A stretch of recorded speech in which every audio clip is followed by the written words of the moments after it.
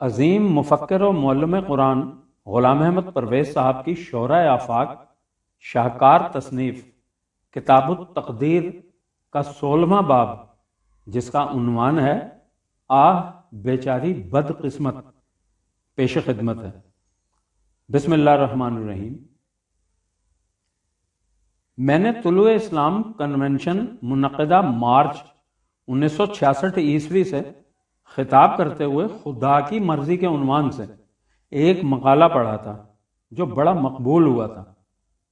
اس کے ابتدائیہ میں نے تمثیلی انداز میں کہا تھا، نور خان کی بیوی کے اوپر تلے 4 لڑکیاں پیدا ہو گئیں۔ ہر لڑکی کی آمد پر گھر میں صف ماتم بچھ جاتی۔ چوتھی لڑکی کی پیدائش کے بعد ماں باپ اور عزیز و اقارب کے اصرار سے نور خان دوسری شادی کرنے کی ٹھان چکا تھا۔ بیوی نے 1000 منتوں سماجتوں سے اسے روکا۔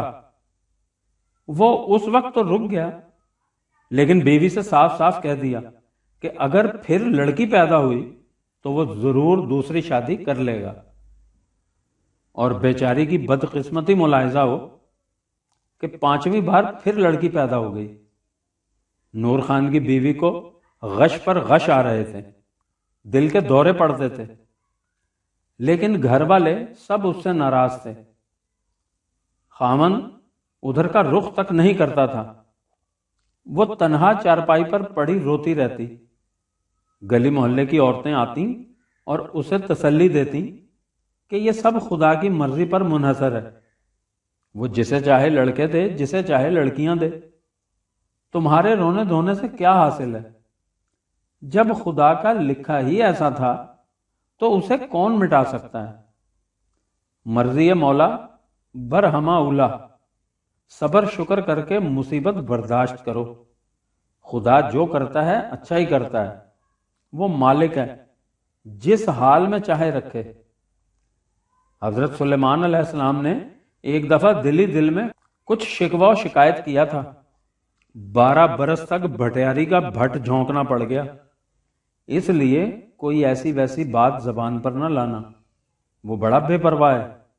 یہ بات تو ہم بعد میں دیکھیں گے کہ خدا جسے چاہے لڑکیاں دے، جسے چاہے لڑکے دے کا صحیح مفہوم کیا ہے۔ پہلے یہ دیکھیں کہ لڑکی کی پیدائش پر جو گھر میں صف ماتم بچھ جاتی ہے، اس کی وجہ کیا ہے؟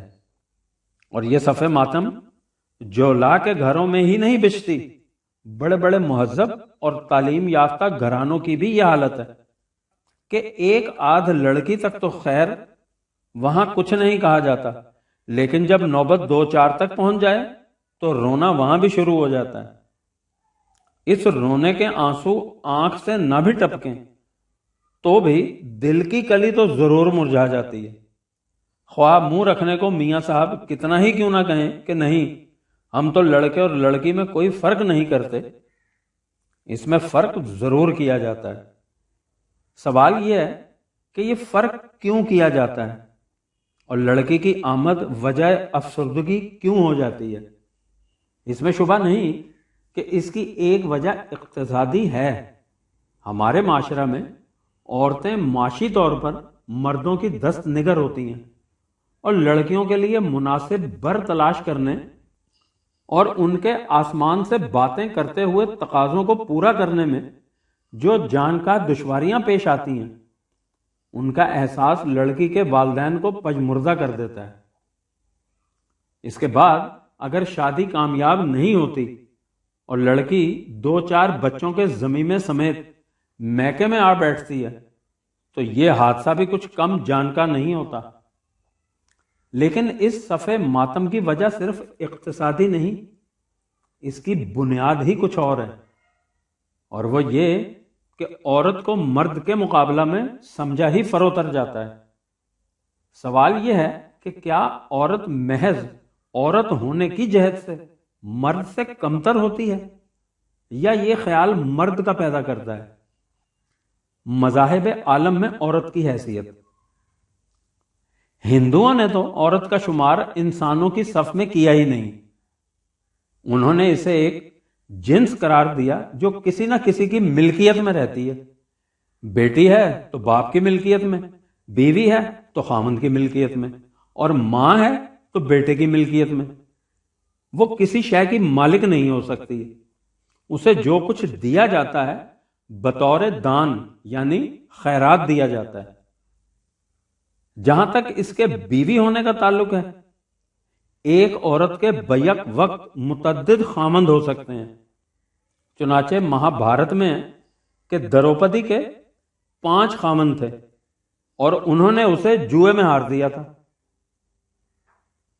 پرانوں کی روایت کے مطابق نرپسی کنیا سے 7 رشیوں نے بیاہ کیا تھا۔ دارکشی نامی منی کنیا سے پرچیتا نامی 10 برہمن بھائیوں نے بیک وقت شادی کی تھی۔ یہ بھائی ویدوں کے رشی بھی تھے۔ چونکہ ہندو دھرم شاستر برہمنوں کا وضع کردہ ہے، اس لیے اس میں برہمنوں کو خاص مراعات دی گئی ہیں۔ چنانچہ اتھر وید نیز رگ وید میں ہے کہ اگر کسی ایک عورت کے پہلے 10 غیر برہمن خامند موجود ہوں اور برہمن اس کا ہاتھ پکڑ لے تو وہی اکیلا اس کا خامند سمجھا جائے گا، کیونکہ برہمن ہی عورتوں کا مالک ہوتا ہے۔ ان حالات میں ہندو سوسائٹی میں یعنی ان کے دھرم کی روح سے عورت کا جو مقام ہو سکتا ہے وہ ظاہر ہے۔ تورات کی روح سے عورت کی پوزیشن، یہودیوں کے ہاں تورات میں ہے کہ خدا نے آدم یعنی مرد کو پیدا کیا تو وہ تنہائی کی وجہ سے اداس سا رہنے لگا۔ اس کا دل بہلانے کی خاطر خدا نے اس کی پسلی سے حوا کو پیدا کر دیا، یعنی مقصود بالذات تو مرد کی پیدائش ہی تھی، عورت اس کے لیے کھلونے کے طور پر پیدا کر دی گئی۔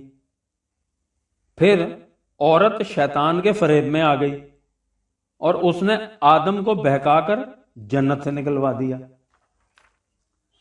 عیسائیت کی روح سے، عیسائیوں کے ہاں اسی افسانہ کی روح سے عورت کو تمام برائیوں کا سرچشمہ سمجھا جاتا ہے اور کہا جاتا ہے کہ انسانی بچہ اپنے اولین ماں باپ کا یہ گناہ اپنے ساتھ لے کر پیدا ہوتا ہے، جس کے ازالہ کی صورت اس کے سوا کچھ نہیں کہ حضرت مسیح علیہ السلام کے کفارہ پر ایمان لایا جائے۔ گناہوں کا سرچشمہ ہونے کی وجہ سے ان کے ہاں عورت کو ایسا قابل نفرت سمجھا جاتا ہے کہ اسے چھو جانا بھی خباثت کا موجب تصور کیا جاتا ہے۔ یہی وجہ ہے کہ ان کے سینٹس تجرد کی زندگی بسر کرتے ہیں۔ حتیٰ کہ عیسائیت کے دور اول میں ویلیجینز نامی ایک فرقہ تھا جو اپنے آپ کو خصی کر کے مقربین خداوندی کے زمرہ میں شامل ہو جاتا تھا۔ عیسائیت کا عقیدہ ہے کہ عورت جنت میں نہیں جا سکتی۔ اس سے یہ دشواری سامنے آئی کہ پھر حضرت مریم علیہ السلام کا کیا کیا جائے۔ اس کے حل کے لیے یہ کہا گیا کہ آخرت میں سب عورتیں مرد بنا دی جائیں گی اور اس طرح جسے جنت میں جانا ہوگا وہ مرد کی حیثیت سے جنت میں جائے گی۔ سینٹ پال اس تعلیم کو عام کرتا تھا کہ آدمی عورت سے پیدا نہیں کیا گیا، عورت آدمی سے پیدا کی گئی ہے۔ آدمی عورت کے لیے پیدا نہیں کیا گیا، عورت آدمی کے لیے پیدا کی گئی ہے۔ اس لیے قانون کی روح سے عورت کو مرد کے مقابلہ میں کمتر درجے پر رہنا چاہیے۔ آپ عیسائیوں کا مذہبی لٹریچر دیکھیے، اس میں عورت کی تصویر ایسی قابل نفرت کھینچی جاتی ہے کہ اس کے تصور سے گھن آنے لگ جاتی ہے۔ فلاسفرز کے نزدیک مذہب کی دنیا سے نیچے اتر کر عالم فکر کی طرف آئیے تو وہاں بھی عورت کے ساتھ اسی قسم کا سلوک ہوتا دکھائی دے گا۔ ارسطو، جسے فلاسفرز کا ابو الآبا کہا جاتا ہے، یہ فلسفہ پیش کیا کرتا تھا کہ عورت ہر گوشہ میں مرد سے فروتر واقع ہوئی ہے۔ حتیٰ کہ وہ کہتا تھا کہ مرد کے منہ میں 32 دانت ہوتے ہیں اور عورت کے منہ میں 28۔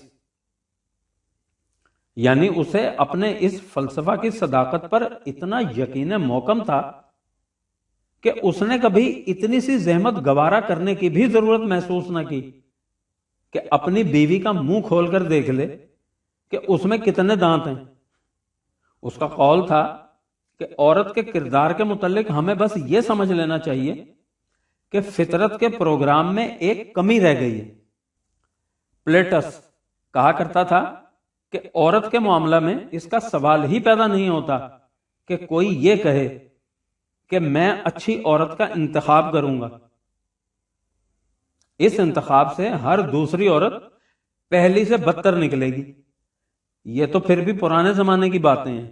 روسو، جس نے عصر جدید میں یورپ بلکہ دنیا کو انسانی حقوق اور تصور جمہوریت سے روشناس کرایا، کہا کرتا تھا کہ عورت کو پیدا ہی اس لیے کیا گیا ہے کہ وہ مرد کی مطیع و فرما بردار رہے اور اس کی ناانصافیوں کو برداشت کرے۔ 19ویں صدی تک کے محققین مغرب کی تحقیق یہ تھی کہ زمانہ قدیم میں مرد نے سب سے پہلے جس جانور کو گھریلو بنایا وہ عورت تھی۔ ابھی کل کی بات ہے کہ ملکہ وکٹوریہ کے زمانے میں جب انگلستان میں عورتوں نے اپنے حقوق حاصل کرنے کے لیے تحریک چلائی تو ملکہ نے، یاد رکھیے کسی مرد بادشاہ نے نہیں، خود عورت یعنی ملکہ نے انتہائی غصے کے عالم میں اعلان کیا کہ حضور، ملکہ معظمہ کی دلی خواہش ہے کہ ہر وہ دانشور جو عورتوں کی اس پاگل پن اور حماقت آمیز روش کو روکنے کے لیے کچھ لکھ سکتا ہے یا کہہ سکتا ہے، ملکہ کا دست و بازو بنے۔ یہ مسئلہ ایسا غضب آور اور اشتعال انگیز ہے کہ ملکہ معظمہ اپنے آپ پر ضبط نہیں کر سکتی۔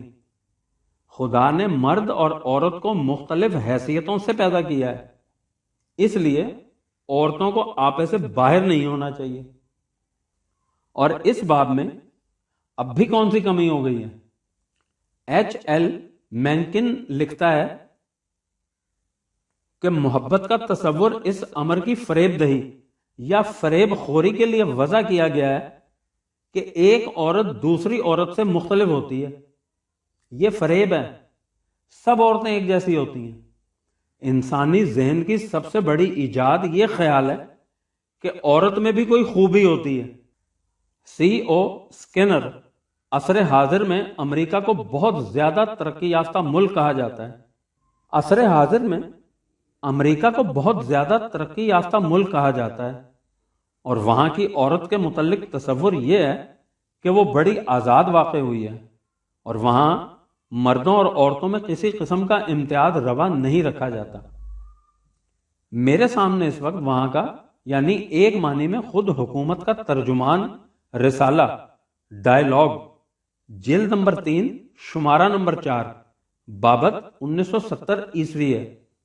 اس میں ساری تحقیقات کا رخ اس سمت کو جاتا ہے کہ عورتوں کو مردوں کے ہمدوش تصور نہیں کرنا چاہیے۔ یہ ہے وہ پوزیشن جو عورتوں کو مردوں کی طرف سے ملتی چلی آ رہی ہے۔ حقیقت یہ ہے کہ دنیا میں کسی جانور نے بھی اپنے جوڑے کے ساتھ وہ کچھ نہیں کیا جو مرد نے اپنے رفیق حیات کے ساتھ کیا ہے۔ ظہور اسلام کے وقت عیسائیت کا دورہ تھا اور عورت کے خلاف تحقیر و تذلیل کے جذبات انتہائی شدت تک پہنچ چکے تھے۔ ایسے میں قرآن آیا اور اس نے پوری قوت کے ساتھ اعلان کیا کہ یہ تمام خیالات مردوں کے خود وضع کردہ ہیں جنہیں حقیقت کے ساتھ کوئی واسطہ نہیں۔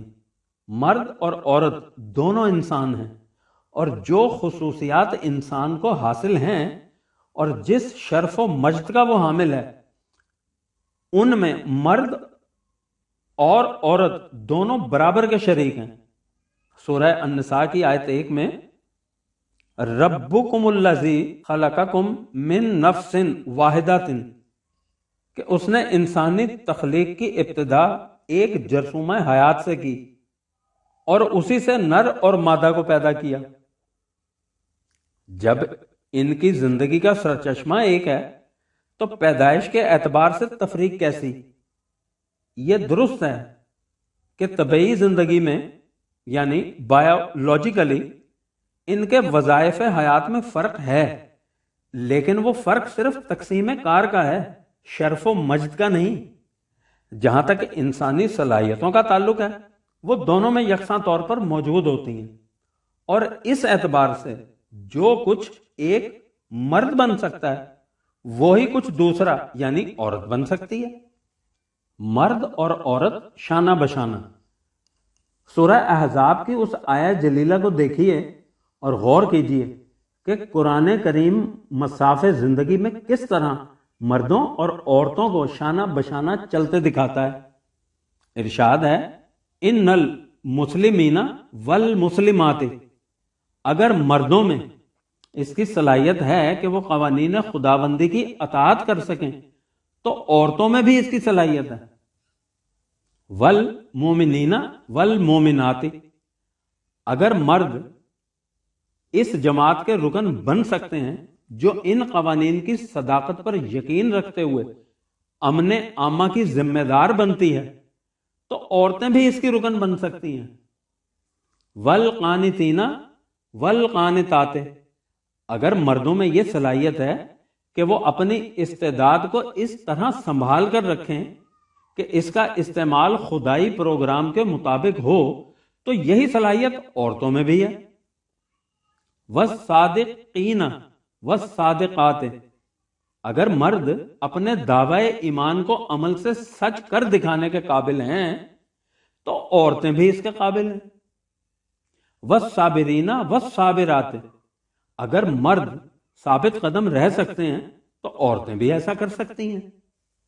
والخاشعین والخاشعات، اگر مرد اس قابل ہیں کہ جوں جوں ان کی صلاحیتیں نشو و نما پاتی جائیں وہ قوانین خداوندی کے سامنے اور زیادہ جھکتے جائیں تو عورتیں بھی اس قابل ہوتی ہیں۔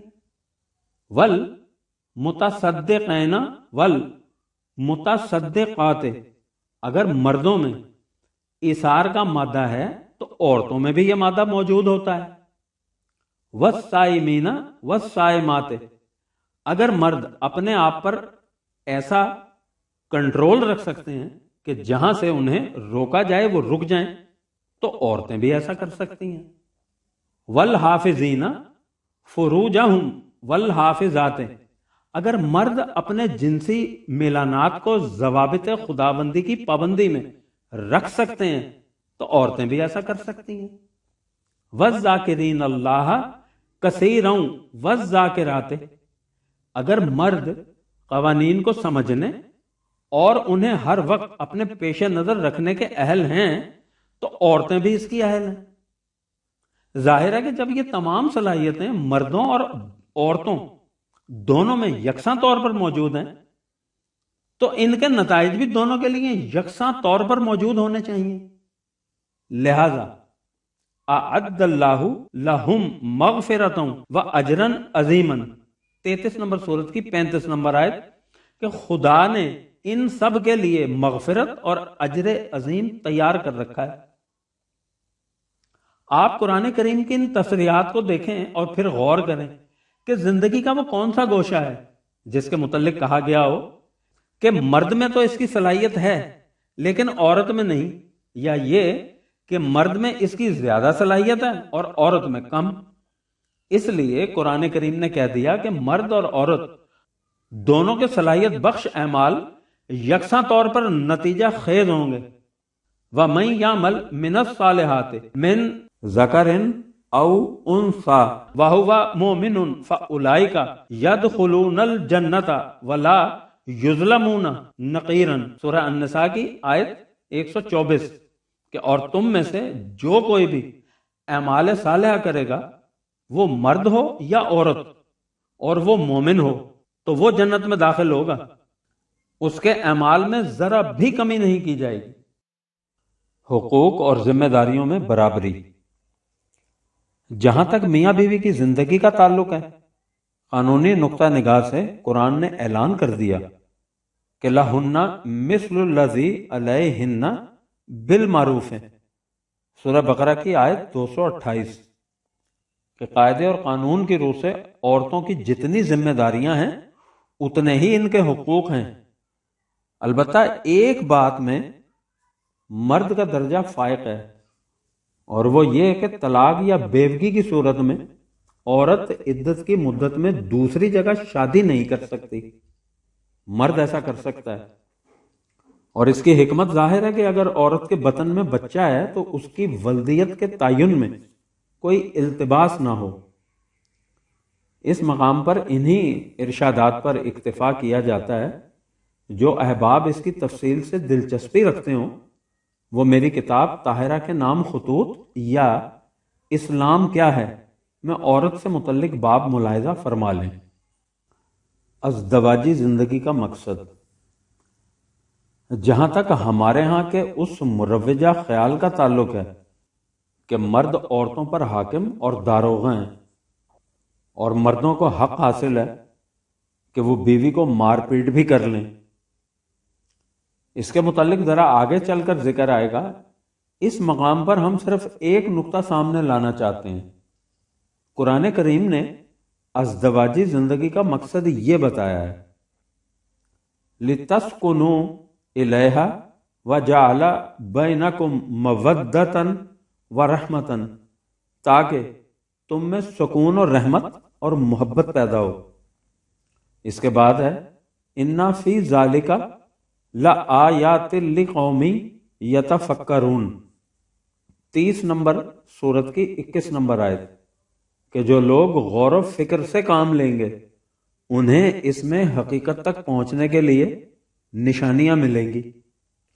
تھوڑے سے غور و فکر کے بعد بھی یہ حقیقت سامنے آ سکتی ہے کہ اگر میاں بیوی کے متعلق یہ عقیدہ اور تصور ہو کہ خاوند بیوی پر حاکم ہے، داروغہ ہے، عورت کو ہر حال میں اس کی اطاعت اور فرما برداری کرنی چاہیے، اگر وہ ایسا نہ کرے تو خاوند اسے مار پیٹ بھی سکتا ہے، تو کیا اس قسم کے تعلق اور سلوک سے باہمی محبت کا رشتہ استوار ہو سکتا ہے اور گھر میں سکینت اور رحمت کی فضا پیدا ہو سکتی ہے؟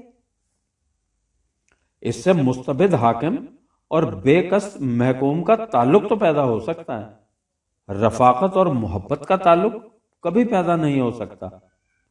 اس سے ایک طرف ہر وقت رونت و بالادستی اور دوسری طرف احساس کمتری اور خوف و ہراس کے جذبات تو ابھر سکتے ہیں، ہم نوائی اور ہم آہنگی، رفاقت اور یگانگت کے جذبات کبھی پیدا نہیں ہو سکتے۔ لہذا قرآن کی روح سے یہ تصور باطل ہے کہ مرد کو عورت پر کوئی فوقیت حاصل ہے۔ عورت مرد کے مقابلہ میں فروتر واقع ہوئی ہے اور میاں بیوی کے تعلقات حاکم اور محکوم کے ہیں۔ مرد اور عورت دونوں نوع انسان کے افراد ہیں اور انسانی صلاحیتوں کے یکساں حامل۔ میاں بیوی کی حیثیت سے ان کے حقوق اور ذمہ داریاں ایک جیسی ہیں اور ان کے تعلقات محبت اور رفاقت کے ہیں، جن کے لیے مساوات بنیادی شرط ہے۔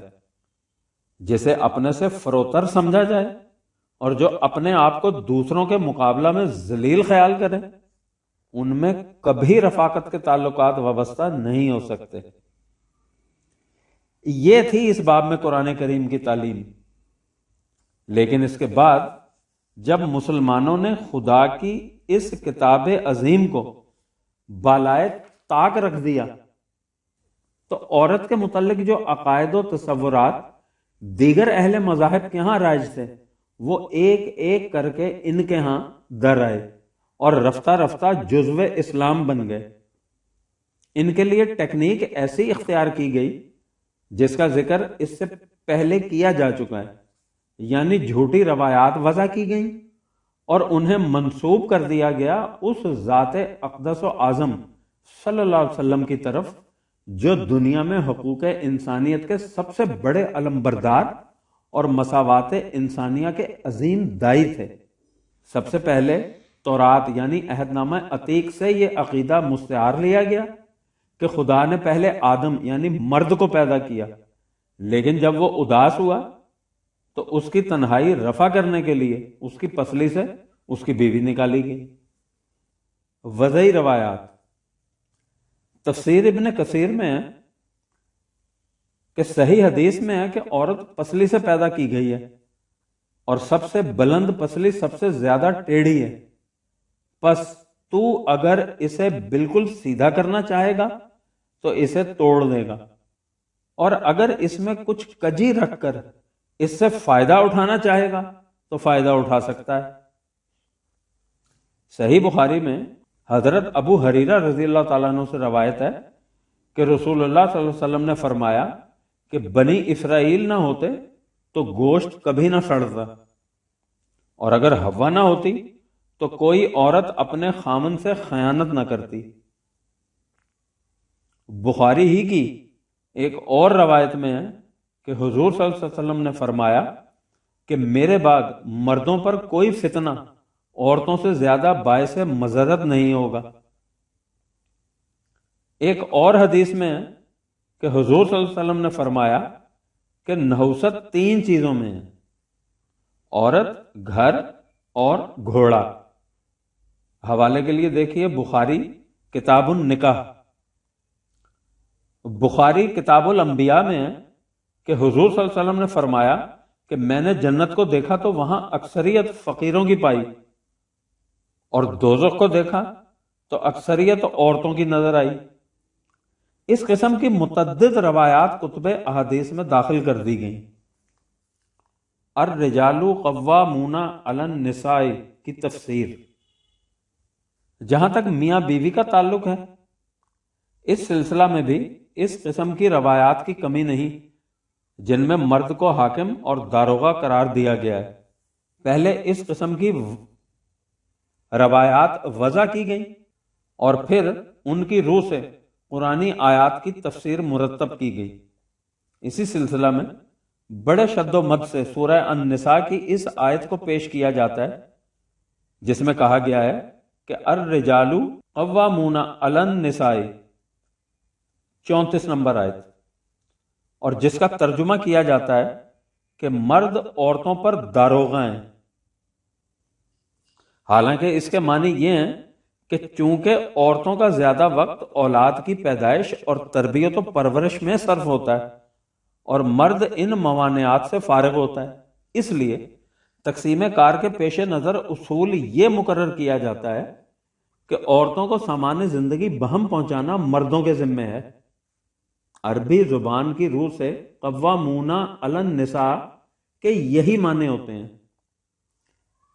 اس کے معنی حاکم اور داروغہ کرنے کے لیے اس کی شان نزول میں کہا گیا ہے کہ ایک عورت نے نبی اکرم صلی اللہ علیہ وسلم سے شکایت کی کہ اس کے خامن نے اسے تھپڑ مارا ہے۔ آپ صلی اللہ علیہ وسلم نے بدلہ لینے کا حکم دیا ہی تھا کہ یہ آیت نازل ہو گئی اور حضور صلی اللہ علیہ وسلم کو اپنا فیصلہ واپس لینا پڑا۔ دوسری روایت میں ہے کہ حضور صلی اللہ علیہ وسلم نے فرمایا کہ عورتوں کو مارا نہ کرو۔ اس کے بعد حضرت عمر رضی اللہ تعالیٰ عنہ آپ کے پاس آئے اور عرض کیا کہ عورتیں آپ کے حکم کو سن کر اپنے خامندوں پر دلیر ہو گئی ہیں۔ اس پر آپ صلی اللہ علیہ وسلم نے انہیں مارنے کی اجازت دے دی۔ اب مردوں کی طرف سے دھڑا دھڑ مار پیٹ شروع ہو گئی اور بہت سی عورتیں شکایت لے کر آپ صلی اللہ علیہ وسلم کے پاس آئیں۔ اس پر آپ صلی اللہ علیہ وسلم نے مردوں سے کہا کہ جو لوگ عورتوں کو مارتے ہیں وہ اچھا نہیں کرتے، لیکن جب آپ صلی اللہ علیہ وسلم نے عورتوں کو اس کا بدلہ دلوانا چاہا تو یہ آیت نازل ہو گئی۔ لہذا یہی حکم رہا کہ چونکہ مرد عورتوں پر حاکم ہیں اس لیے وہ انہیں مار پیٹ سکتے ہیں۔ چنانچہ حضرت اشعث رضی اللہ تعالیٰ عنہ فرماتے ہیں کہ ایک مرتبہ میں حضرت عمر رضی اللہ تعالیٰ عنہ کا مہمان ہوا۔ اتفاقاً میاں بیوی میں ناچاکی ہو گئی اور حضرت عمر رضی اللہ تعالیٰ عنہ نے اپنی بیوی کو مارا۔ پھر مجھ سے فرمانے لگے کہ اشعث 3 باتیں یاد رکھو جو میں نے رسول اللہ صلی اللہ علیہ وسلم سے سن کر یاد رکھی ہیں۔ ایک تو یہ کہ مرد سے یہ نہ پوچھا جائے کہ اس نے بیوی کو کس بنا پر مارا، دوسرے یہ کہ وتر پڑھے بغیر نہ سونا، اور تیسری بات راوی کے ذہن سے نکل گئی۔ یہی نہیں کہ مردوں کو عورتوں پر حاکم مقرر کیا گیا ہے، بلکہ ایک حدیث میں یہ بھی ہے کہ رسول اللہ صلی اللہ علیہ وسلم نے فرمایا کہ اگر میں کسی کو حکم کر سکتا کہ وہ ماں سوا اللہ کے کسی کو سجدہ کرے تو عورت کو حکم دیتا کہ وہ اپنے خامند کو سجدہ کرے۔ حضرت علی رضی اللہ تعالیٰ عنہ کی طرف منسوب کردہ اقوال۔ نہج البلاغہ میں اس قسم کے اقوال حضرت علی رضی اللہ تعالیٰ عنہ کی طرف منسوب ہیں کہ آپ نے فرمایا، لوگوں، عورتوں کا عقیدہ ان کا حصہ اور ان کی عقلیں ناقص ہوتی ہیں، لہذا تم بد کردار عورتوں سے بچو اور نیکوں سے بھی محتاط رہو، اور نیک کاموں میں بھی ان کا حکم نہ مانو تاکہ وہ برے کاموں میں تمہاری اطاعت کی توقع نہ رکھیں۔ دوسری جگہ ہے کہ آپ نے کہا، عورت خوش معاشرت بچھو ہے، ساتھ رہو تو خوشی ضرور ہوتی ہے لیکن ڈنک مارنے سے نہیں چوکتی۔ ایک اور مقام پر ہے کہ آپ نے فرمایا، عورت سراپا شر ہے، اور اس سے بھی زیادہ شر یہ ہے کہ اس کے بغیر چارہ بھی نہیں۔ لیکن ایک طرف اس قسم کی وضعی روایات ہیں اور دوسری طرف یہ بھی کہا جاتا ہے کہ حضور صلی اللہ علیہ وسلم نے فرمایا کہ بہشت ماں کے قدموں کے نیچے ہے، گویا ماں کا شمار عورتوں میں نہیں ہوتا۔ اس قسم کی روایات ہمارے دور ملوکیت میں وضع ہوئی جب کیفیت یہ تھی کہ عورتیں بازاروں میں بکا کرتی تھیں۔ احمد امین مصری ضحی الاسلام میں لکھتے ہیں کہ اس زمانے میں بغداد میں غلام اور لونڈیوں کی تجارت عام تھی۔ ایک بازار کا نام ہی شارع دار الرقیق یعنی غلاموں کا بازار تھا۔ اس تجارت کے کرنے والوں کو نخاس کہا جاتا تھا۔ یہ لفظ دراصل مویشیوں کی تجارت کرنے والوں کے لیے تھا، بعد میں غلام اور لونڈیوں کے تاجروں کے لیے بولا جانے لگا۔ حکومت کی طرف سے اس پر انسپیکٹر مقرر ہوتا تھا جسے قیم الرقیق کہتے ہیں۔ خلیفہ متوکل کے حرم میں 4000 لونڈیاں ممتوعہ تھیں۔ اس قسم کے عقائد اور مسلک سے عورت کی کس قسم کی تصویر سامنے آتی ہے، اس کی جھلک ہمیں اپنے لٹریچر سے ملتی ہے۔ مثلا نظامی گنجوی لکھتا ہے، اگر نیک بودے سر احوال زن، زنا را مزن نام بودے نزن، چے خوش گفت جمشید بار آئے زن، کہ یا پردہ یا گور با جائے زن، مشو ایمن از زن کہ زن پار ساست، کہ خر بستہ بگرچے دزد آشناست۔ اور جب بات وارث شاہ تک پہنچے تو پھر پوچھئے نہیں کہ اس بیچاری کی کیا درگت بنتی ہے۔ مسلمانوں میں تصوف کا فلسفہ ایران سے آیا تھا، لیکن انہوں نے مسلک خانقاہیت عیسائیوں سے سیکھا تھا۔ عیسائیوں کے ہاں عورت کی جو پوزیشن تھی اس کا تھوڑا سا عکس ہم پہلے دیکھ چکے ہیں۔ چنانچہ ہمارے ہاں کے صوفیاء بھی عیسائی راہبوں اور ہندو جوگیوں کی طرح تجرد کی زندگی پسند کرتے اور عورت کو تمام برائیوں کا سرچشمہ قرار دیتے تھے۔ حضرت علی حجویری یعنی داتا گنج بخش لکھتے ہیں کہ بہشت میں پہلا فتنہ جو آدم پر مقدر ہوا اس کی اصل عورت تھی۔ پہل جو فتنہ دنیا میں ظاہر ہوا یعنی حابیل قابیل کی لڑائی، اس کا سبب بھی عورت تھی، اور جب خدا نے چاہا کہ 2 فرشتوں یعنی ہاروت و ماروت کو سزا دے تو اس کا سبب بھی عورت کو قرار دیا۔ اور آج دینی اور دنیاوی تمام فتنوں کے اسباب کا ذریعہ بھی عورتیں ہیں۔ ان تصریحات کی روشنی میں آپ غور فرمائیے کہ جس قوم میں اس جنس قاصد کے متعلق یہ خیالات عام ہوں، اس کی آمد پر گھروں میں صف ماتم نہیں بچھے گی تو کیا مسرت کے شادیانے بجائے جائیں گے؟ اور وہ اگر احساس کمتری یعنی انفیریورٹی کمپلیکس میں مبتلا ہو کر اپنے آپ کو منحوس، بدقسمت اور بد نصیب تصور نہیں کرے گی تو اور کیا ہوگا؟ کہا جائے گا کہ اب ہم تعلیم یافتہ اور مہذب ہو گئے، اس لیے عورت کے متعلق اس قسم کے خیالات باقی نہیں رہے۔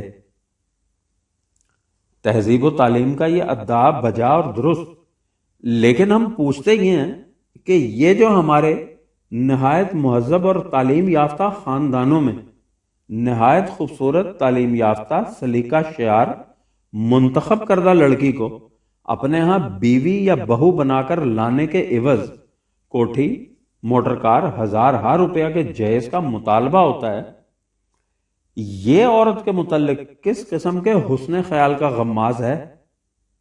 اس سے تو ہم اس دور جہالت سے بھی پس سطح پر گر گئے ہیں۔ اس زمانے میں عورت کو خرید کر لایا جاتا تھا تو اس کی کچھ قیمت ادا کی جاتی تھی۔ اب ہم عورت کو لاتے ہیں تو اس کے ساتھ لاکھوں روپے کا مطالبہ بھی کرتے ہیں۔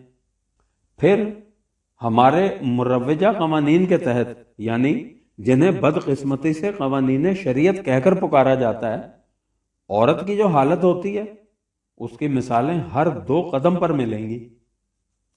ان قوانین کی روح سے مرد کو اس کا ہر وقت حق حاصل ہوتا ہے کہ جب جی چاہے عورت کو طلاق دے کر گھر سے نکال باہر کرے۔ اس کے برعکس عورت پر ہزار مظالم ہوں، اسے جابر و ظالم خاوند کے استبداد سے چھٹکارا حاصل کرنے کے لیے عدالتوں کے دروازے کھٹکھٹانے پڑتے ہیں، اور وہاں ان بیچاری شریف زادیوں کا جو حشر ہوتا ہے، اس کے احساس سے یہ مظلوم انصاف حاصل کرنے کے مقابلہ میں گھروں میں دم گھٹ کر مر جانے کو ترجیح دیتی ہیں۔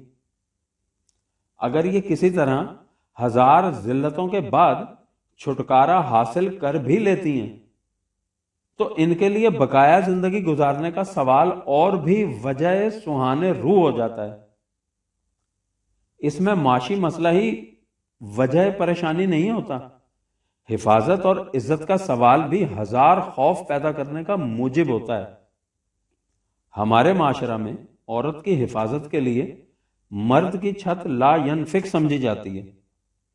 اگر عورت کسی طرح اپنی طبی حفاظت کا انتظام کر بھی لے تو بھی اسے اس بات کا احساس ہر وقت چھلاوے کی طرح ڈراتا رہتا ہے کہ اگر کسی بدماش نے کسی وقت بھی ایک بات اس کے خلاف مشہور کر دی تو وہ معاشرہ میں منہ دکھانے کے قابل نہیں رہے گی، اور بدماشوں کی زبان کا روکنا کسی کے بس کی بات بھی نہیں ہوتا۔ یہ تو پھر بھی دور کی داستان ہے۔ آج کل ہمارے ہاں یہ عام ہو رہا ہے کہ ایک معصوم بھولی بھالی بچی اسکول یا کالج جا رہی ہے اور راستے میں اسے غنڈے اٹھا کر لے جاتے ہیں۔ اس مظلوم و معصوم کو ماں باپ بہزار دشواری واپس لے بھی آتے ہیں تو وہ کہیں کی نہیں رہتی، اس کی بقایا ساری زندگی جہنم میں گزرتی ہے، اور یہ کس جرم کی پاداش میں؟ خدا نے جہلائے عرب سے جو اپنی معصوم بچیوں کو زندہ دفن کر دیا کرتے تھے کہا تھا کہ بتاؤ، جب اس بچی سے پوچھا جائے گا بے ای ذنب قتلت، 81 نمبر سورت کی 9 نمبر آیت میں، کہ تمہیں کس جرم کی پاداش میں قتل کیا گیا تھا، تو تم اس کا جواب کیا دو گے؟ لیکن ہمارے معاشرہ کی معصوم و مظلوم بچیاں خود خدا سے پوچھتی ہیں، اور یہ کوئی فرضی افسانہ نہیں، اس قسم کی بچیاں خود مجھ سے یہ سوال کیا کرتی ہیں کہ ہم نے کیا جرم کیا تھا جو تو نے ہمیں لڑکی بنا کر پیدا کر دیا، اور ہمارے بھائی نے کون سا تیر مارا تھا جو اسے لڑکا بنا دیا؟ تو اس کا جواب انہیں کہیں سے نہیں ملتا۔ برہمن نے تو پھر بھی اس کا جواب تراش لیا تھا کہ یہ تمہارے پچھلے جنم کے گناہوں کی سزا ہے جسے بھگتنے کے لیے برہما نے تمہیں عورت بنا دیا۔ آپ اس کی اس منطق کی نامعقولیت پر ہنس دیں گے، لیکن سوچئے کہ اس سوال کا جو جواب آپ کے ہاں سے ملتا ہے اس کا منطقی نتیجہ کیا نکلتا ہے؟ آپ کے ہاں سے اس کا جواب یہ دیا جاتا ہے کہ یہ خدا کی مرضی ہے، وہ جسے چاہے لڑکا بنا دے، جسے چاہے لڑکی، جسے چاہے عزت دے دے، جسے چاہے ذلیل کر دے۔ تم اس سے پوچھ نہیں سکتی کہ اس نے ایسا کیوں کر دیا ہے۔ سوچئے کہ آپ کی یہ منطق انسان کو کس نتیجہ پر پہنچاتی ہے۔ برہمن کی منطق غلط صحیح، لیکن اس سے برہما کے سر پر کوئی الزام نہیں آتا۔ اس کا تصور ایک عادل کا ہوتا ہے جو انسانوں کے اعمال کے مطابق نئے جنم میں ان کے مقام کا تعین کرتا ہے۔ لیکن آپ کے جواب سے خدا کا جس قسم کا تصور سامنے آتا ہے اسے زبان پر لانے کی جرت نہیں ہو سکتی۔ نظام فطرت کی غلط مثال۔ یہ جواب ہمارے ہاں کے مذہب پرست طبقہ کی طرف سے دیا جاتا ہے اور اس کی تائید میں آیتیں اور حدیثیں پیش کر دی جاتی ہیں۔ پھر ان کی تائید مزید کے لیے بزعم خیش دلائل بھی دیے جاتے ہیں، اور وہ اس قسم کے کہ نر اور مادہ کا پیدا کرنا خدا کے تخلیقی پروگرام کی تکمیل کے لیے ضروری ہے۔ گائے کو یہ پوچھنے کا حق نہیں کہ اسے گائے کیوں بنایا گیا، بیل کیوں نہیں بنایا گیا۔ نیز بعض مخلوق کا افضل ہونا اور بعض کا فروتر، یہ بھی فطرت کا پروگرام ہے۔ گدھے کو اس کا حق نہیں کہ وہ شکایت کرے کہ اسے اسپِ تازی کیوں نہیں بنایا گیا۔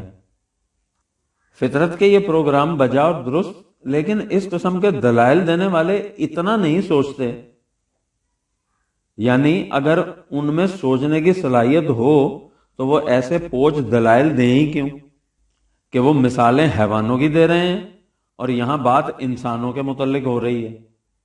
حیوانات میں عزت اور ذلت کا شعور ہی نہیں ہوتا، ان میں کہتری اور مہتری کا احساس نہیں۔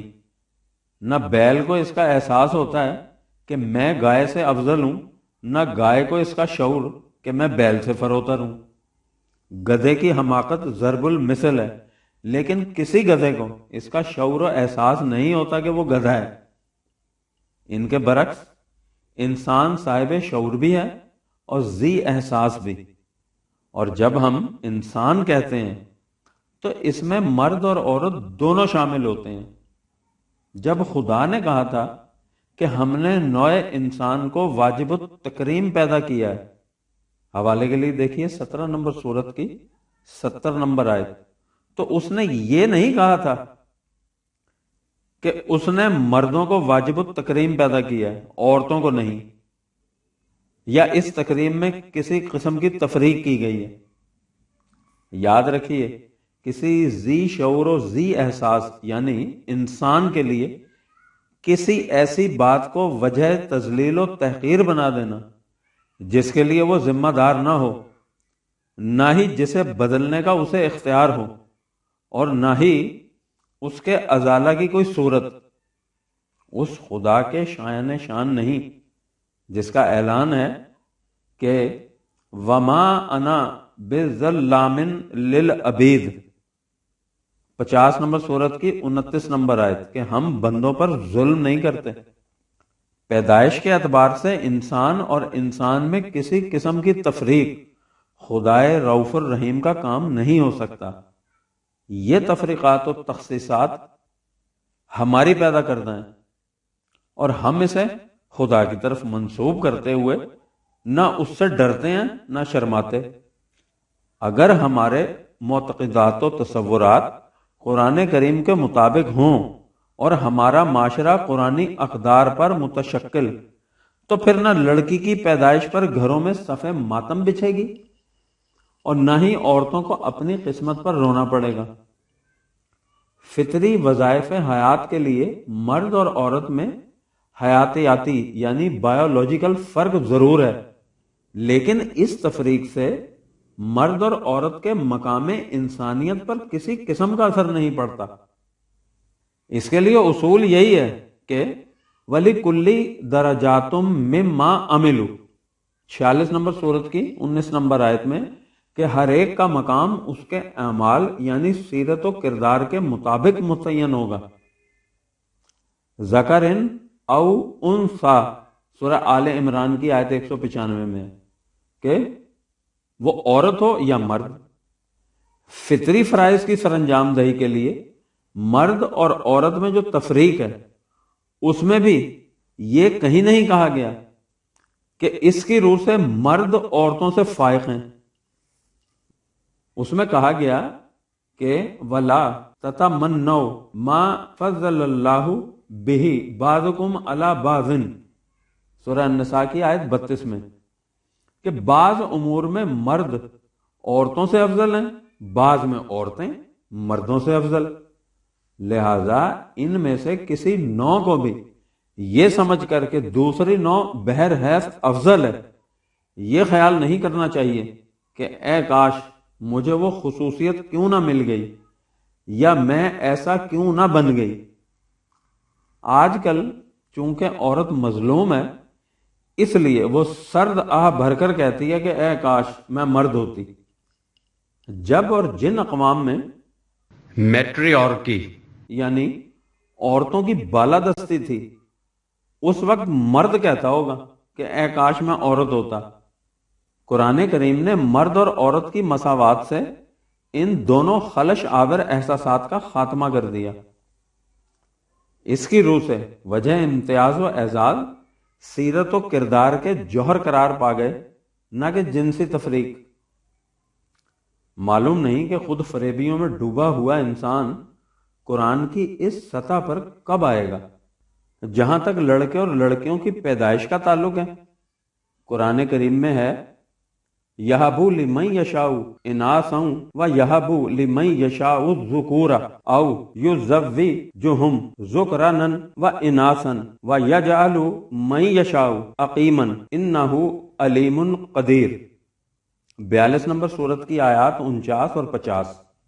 من یشاء کا ترجمہ جسے چاہتا ہے اور قدیرن کا ترجمہ ہر بات پر قادر ہے کی روح سے اس کا ترجمہ کیا جاتا ہے کہ اللہ جسے چاہے لڑکیاں دے، جسے چاہے لڑکے، یا لڑکے اور لڑکیاں دونوں، اور جسے چاہے بے اولاد رکھے۔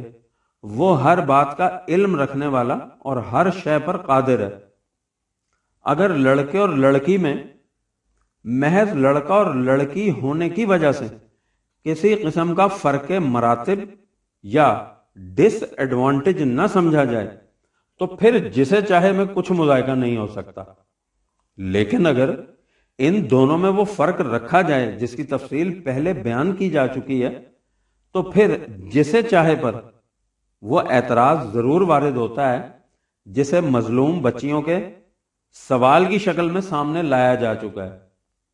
قرآن کریم کی روح سے جیسا کہ پہلے کہا جا چکا ہے، مرد اور عورت میں انسان ہونے کی جہت سے کوئی فرق مراتب نہیں، لیکن اس کے باوجود من یشاء سے مراد یہ ہے کہ اولاد کا مسئلہ خدا کے قانون مشیت کی روح سے سمجھا جا سکتا ہے۔ جہاں تک عقیم یعنی بانجھ ہونے کا تعلق ہے، اللہ تعالیٰ نے حضرت زکریا علیہ السلام کے قصہ میں خود بتا دیا ہے کہ ان کی بیوی عقیم تھی اور اس لیے وہ اولاد کی طرف سے مایوس تھے، لیکن اس کے بعد اس نے کہا ہے کہ وَأَصْلَحْنَا لَهُ زَوْجَهُ 21 نمبر سورت کی 90 نمبر آیت میں، کہ اس کی بیوی کا وہ نقص دور ہو گیا اور ان کے ہاں لڑکا یعنی حضرت یحییٰ علیہ السلام پیدا ہو گیا۔ اب تو مرد و عورت دونوں کے بانجھ پن کا علاج عام طور پر ہو جاتا ہے، اس لیے کہ انسان نے اس سلسلہ میں خدا کے قانون مشیت یعنی قانون فطرت کو سمجھ لیا ہے اور اس باب میں مزید تحقیقات ہو رہی ہیں۔ جہاں تک لڑکے یا لڑکی کی پیدائش کا تعلق ہے، اس ضمن میں بھی یورپ میں بڑی ریسرچ ہو رہی ہے۔ سورہ آل عمران کی آیت 6 میں ہے هو الذی یصورکم فی الارحام کیف یشاء، کہ رحم مادر میں جنین کو فارم خدا کے قانون مشیت کے مطابق عطا ہوتی ہے۔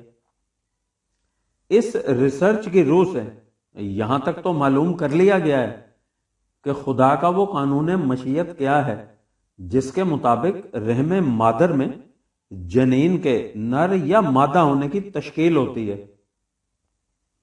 اب وہ اس تحقیق میں مصروف ہیں کہ خدا کے اس قانون کے مطابق ان عناصر میں کس طرح تبدیلی پیدا کی جائے جن کی روح سے جنین کی جنسی ترکیب طے پاتی ہے۔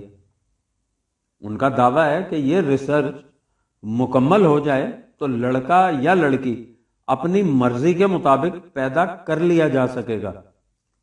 خدا نے جب کہا تھا کہ وَعَلَّمَ آدَمَ الْأَسْمَاءَ كُلَّهَا، سورہ بقرہ کی آیت 31 میں، کہ خدا نے انسان میں تمام اشیاء فطرت کے متعلق معلومات حاصل کرنے کی صلاحیت رکھ دی، تو اس سے مراد یہ تھی کہ انسان میں اس امر کی صلاحیت رکھ دی گئی ہے کہ عالم خلق میں خدا کے جس قدر قوانین کار فرما ہیں، یعنی جنہیں قوانین فطرت کہا جاتا ہے، وہ ان سب کا علم حاصل کر سکتا ہے، اور جب ان کا علم حاصل کر سکتا ہے تو انہی قوانین کے مطابق وہ تخلیقی ترکیبات میں تبدیلیاں کر کے انہیں حسب منشا نئی نئی شکلیں بھی دے سکتا ہے۔ نباتات اور حیوانات میں انسان جس قدر تنوعات پیدا کر رہا ہے وہ ہمارے سامنے ہے۔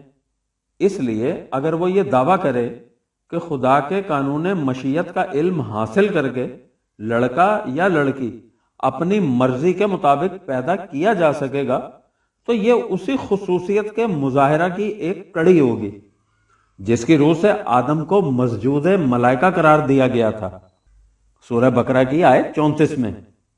خدا کا تخلیقی قانون غیر متبدل ہے، لا تبدیل لخلق اللہ، 30 نمبر سورت کی 30 نمبر ہی آیت۔ اور اس قسم کی تبدیلیاں اسی قانون کا علم حاصل کرنے سے ممکن ہے۔ اسی طرح انسان رفتہ رفتہ خود تقدیر یزداں بنتا جا رہا ہے، لیکن یہ صرف مقام آدم ہے۔ جب آدم اپنے آپ کو ان قوانین کے تابع بھی لے آئے گا جو وحی کی روح سے یعنی قرآن میں عطا ہوئے ہیں، تو وہ مقام مومن تک پہنچ جائے گا، اور مقام مومن کی بلندیوں کی تو کوئی انتہا نہیں۔ اقبال کے الفاظ میں، کوئی اندازہ کر سکتا ہے اس کے زور بازو کا، نگاہ مرد مومن سے بدل جاتی ہیں تقدیریں۔ اس کے ساتھ ہی 16واں باب ختم ہوا۔